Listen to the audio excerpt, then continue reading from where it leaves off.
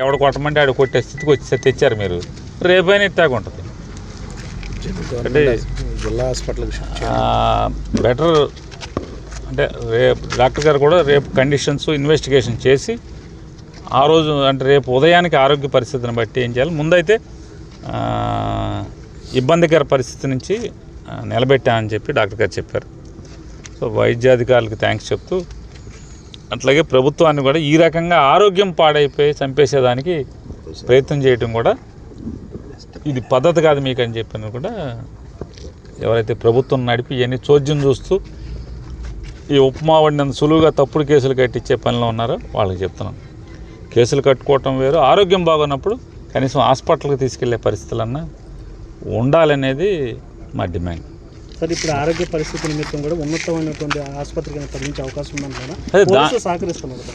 పోలీస్కి ఏం సంబంధం ఉంటుంది ఇందులో? పోలీసు ఏమో తీసుకొచ్చారు వాళ్ళు.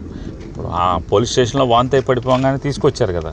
కాబట్టి పోలీసుని మనం ఇప్పుడేం తప్పుపడతాం? కంకిపాడు పోలీసులని తీసుకొచ్చి ఇక్కడ హాస్పిటల్కి తీసుకొచ్చారు. ఇక్కడ ఎవరు ఆయన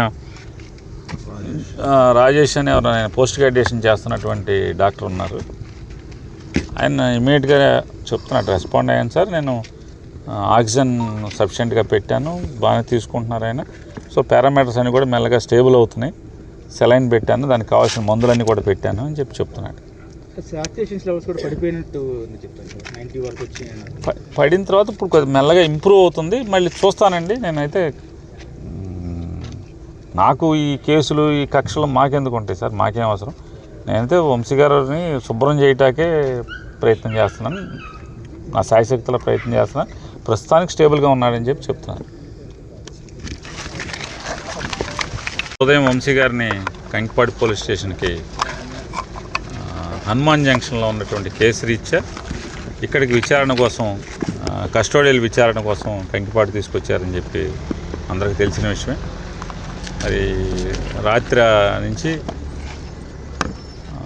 శ్వాస అందక ఇబ్బంది పడుతుంటే హాస్పిటల్ తీసుకొచ్చారని టీవీల్లో చూసి, టీవీలో అన్నింటిలో కూడా వంశీకి అస్వస్థతగా ఉంది, కంకిపాడు హాస్పిటల్కి షిఫ్ట్ చేశారు పోలీస్ స్టేషన్కి అని చెప్పి టీవీలో వస్తుంది. అందరం పరిగెత్తుకుని వచ్చాం. డాక్టర్లను అడిగితే వైద్యం చేస్తున్నామండి, ప్రస్తుతానికి ఆక్సిజన్ అవన్నీ ఏర్పాటు చేసాం, కొద్దిగా స్టేబుల్ అవుతుంది, అంటే సీరియస్ అయితే మేమే రిఫర్ చేస్తాం కదండి.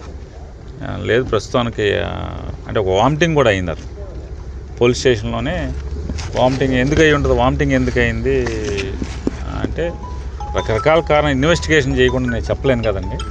టెస్టులు చేయాలి, చూస్తున్నామని.